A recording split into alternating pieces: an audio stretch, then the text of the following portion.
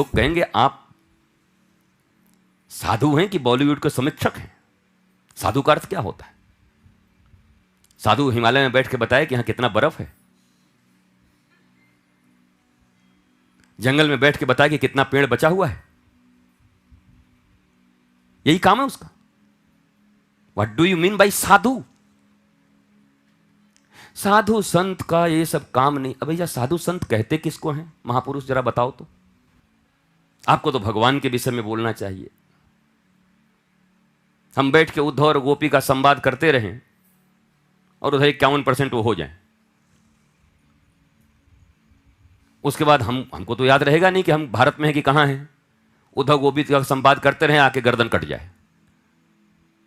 बोला यहां आप उद्धव गोपी कौन रहे? पता नहीं है, बदल गया ये देश।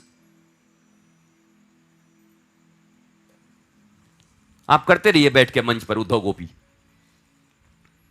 आंसू बहाते रहिए मोटे मोटे, इतना मोटा कि विदाई हो गई तब ऐसे रोए, तब सदा रहत पावस ऋतु हम पे।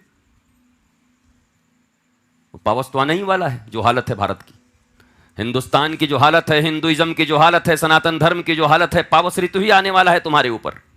आंख से आंसू सूखेंगे नहीं तुम्हारे, जैसे कश्मीरियों के नहीं सूखे, जैसे असमीज के नहीं सूखे, जैसे बंगाल के सनातन धर्मावलंबियों के आंसू नहीं सूख रहे। अब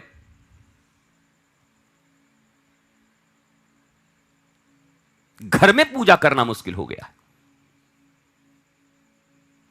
शंख की आवाज नहीं आनी चाहिए, घंटी की आवाज नहीं आनी चाहिए, तिलक लगा के निकलने से हमारे बच्चे डरते हैं, ऐसे ऐसे आरोप लगाए जाते हैं। अरे जो बकरों को काटकर खून की नदियां बहा लेते हैं उनको तिलक से डर लगता है।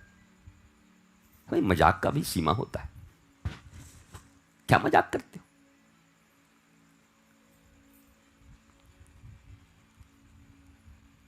साक कंद मूल फल खाने वाले हम लोग, अन्न खाने वाले लोग, जिनके प्लेटों में सातों दिन हड्डियां ही हड्डियां निकलती हैं, उनको हमसे डर लगता है। वो खुद को सहनशील कहते हैं और हमें कहते हैं उग्र। हम साग खा के उग्र हो गए, फल खा के उग्र हो गए, और जहां हड्डी ही हड्डी है थाली में, एक दिन बिना हड्डी का नहीं है थाली कोई, वो शांति दूत है। भारतवर्ष के नौजवानों, बेटों बेटियों, थोड़ा ऊपर उठो।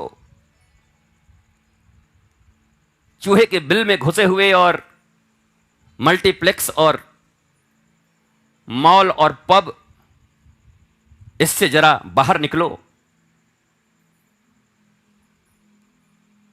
एक समय कश्मीर की बहु बेटियां भी तुम्हारी तरह ऐसे ही आराम से कश्मीर की वादियों में, डल झील में घूमा करती थी। महाराजा हरि सिंह का राज्य था।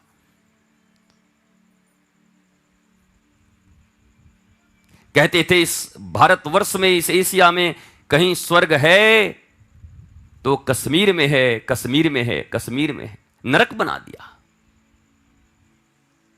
खून की होलियां, हड्डियों के पहाड़, जहां शंख और घंटियां गूंजती थी वहां गोली और बारूद गरजने लगे।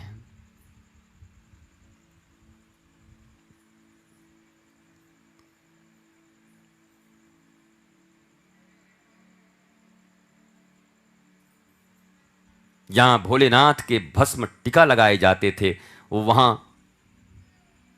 कश्मीरी हिंदू भाई बहनों की चिताओं की राख उड़ने लगी। और उसके बाद भी हम अपने आप को धार्मिक कहते हैं, धर्मगुरु कहते हैं, और हम इस विषय में कुछ बोले तो बोले। आजकल धर्मगुरु भी राजनीति कर रहे हैं। धर्मगुरु धर्मगुरु तभी तक है जब तक उसका जीवन बचेगा। मरने के बाद कौन धर्मगुरु? कब्र खोद लें अपना जीते जी।